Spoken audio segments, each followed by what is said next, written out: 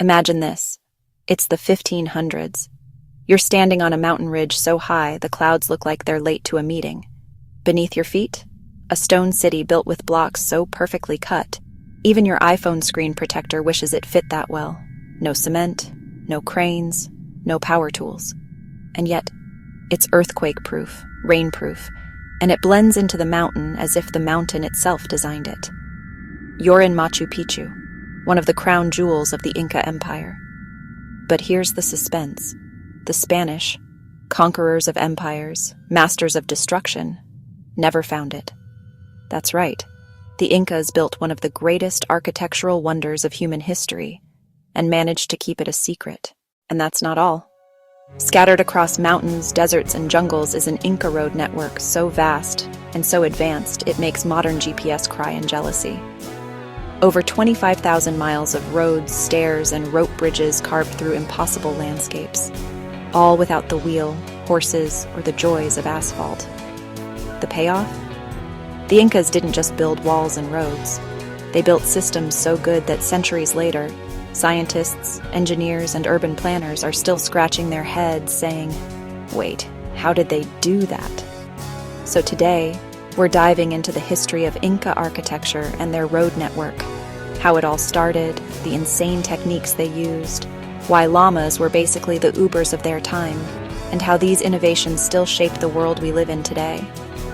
Stick around, because by the end you'll see how a civilization with no iron tools, no wheels, and no internet somehow built a network so strong that people living near it today still live better lives. Now, before the Incas strutted onto the scene with their trapezoidal doorways and earthquake-resistant walls, the Andes had already been a laboratory of innovation. Civilizations like the Tiwanaku and the Wari were experimenting with stonework, city layouts, and farming systems. Think of the Incas as that student who borrows everyone else's homework, but somehow turns it in so polished that the teacher says, "Wow, this is groundbreaking." When the Incas rose in the early 13th century, they didn't start from scratch. They perfected. They studied techniques, adapted them, and made them part of a distinct, unified style that spread across their empire like Incan Wi-Fi. And what a style it was. The Incas are famous for their dry stone masonry. Stones so perfectly cut and fitted together that you couldn't slip a credit card between them. Forget cement, forget glue, forget duct tape. These walls are like a cosmic game of Tetris that somehow never ends in frustration. Scientists have studied them for decades, and some still walk away muttering, "Seriously? How?" Here's the kicker. This wasn't just for looks. Peru is one of the most earthquake-prone regions on Earth. The Incas built walls that absorbed and dissipated seismic energy. Instead of cracking, the stones just wiggled back into place, like Lego bricks with a PhD in structural engineering. And everywhere you look, trapezoidal shapes, windows, doorways, niches, all wider at the base, narrower at the top. It's basically the Inca saying, "Physics, we see you, and we raise you."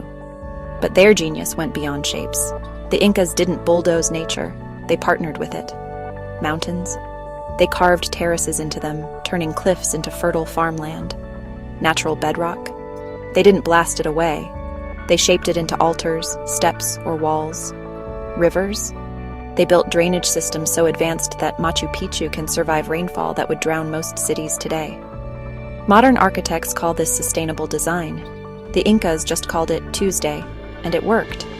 Their cities feel less like human impositions, and more like nature itself decided, "You know what? Let's decorate."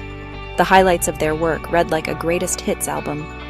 Machu Picchu, Pachacuti's royal estate, perched between mountain peaks with terraces, temples, and residences that look like they grew out of the rock.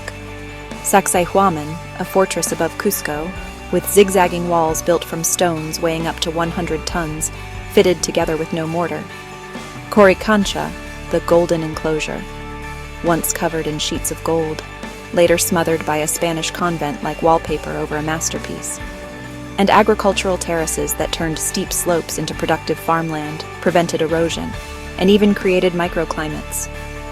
Each terrace was like a new experiment in altitude-based agriculture, a buffet line of potatoes and maize. But if the buildings impress you, the roads will blow your mind. The Qhapaq, the Great Inca Road, was the empire's circulatory system. Over 25,000 miles of highways, staircases, and rope bridges connecting mountains, coasts, deserts, and jungles. And remember, they had no wheels, no horses, and no trucks. Yet they built a system rivaling the Roman roads, and in some cases, surpassing them. There were two main highways, one along the coast, one through the Andes. Then thousands of smaller roads spiderwebbed across the empire, connecting villages, storehouses, and cities. The roads adapted to everything: stone stairways in mountains, causeways across marshes, retaining walls in deserts. And when the Andes threw a canyon-sized tantrum in their path, the Incas answered with rope suspension bridges woven from grass. Picture this: a swinging rope bridge over a 100-foot drop. And who's crossing it? Llamas, lots of llamas. Think fluffy Indiana Jones scenes on repeat. But these weren't just roads. They were the empire's superpower. Along the route stood tambos, way stations with food and lodging for travelers, kulkas, storehouses, stockpiled goods. And then there were the chasqui, messengers sprinting along the network, passing quipus, knotted string messages, relay style. Information could travel hundreds of miles in a single day. The Inca basically invented FedEx, but with sandals instead of trucks. Who kept it all running? The people through the mita system, a labor tax. Instead of paying money, citizens contributed time and work. In return, the state redistributed goods, stabilized food supplies, and made sure nobody starved. It was infrastructure, governance, and social welfare all tied together with ropes, terraces, and communal effort. And here's the wild part. The legacy isn't just ruins tourists climb for selfies. The Inca innovations still echo today. Their seismic engineering, trapezoidal walls, mortarless masonry, still inspires modern design in earthquake-prone regions. Their blend with nature philosophy is the blueprint for eco-friendly design. Some modern roads in South America still follow Inca routes, and studies show communities near these ancient roads still have better education, health, and income levels today. That's a 500-year return on investment. Their cultural legacy endures too. The Quechua language, festivals, farming techniques, all carried forward thanks in part to the connections their roads preserved. In 2014, UNESCO declared the Qhapaq a World Heritage Site, a well-deserved round of applause from history itself. So what do we take away from the Incas? That you don't need steel, concrete, or even the wheel to build a civilization that lasts.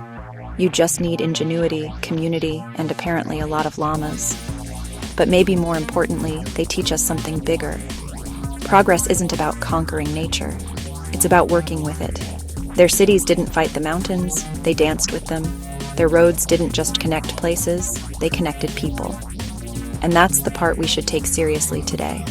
In a world facing climate change, resource struggles, and constant earthquakes, both literal and metaphorical, the Inca remind us: build smart, build together, and respect the land. So here's the deal.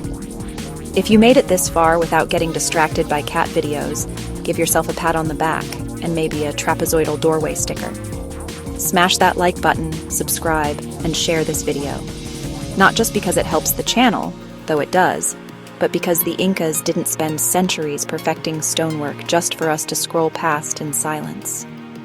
Next time you walk down a road, step into a building, or complain about construction delays, remember, the Incas did it first, did it better, and they didn't even have Google Maps.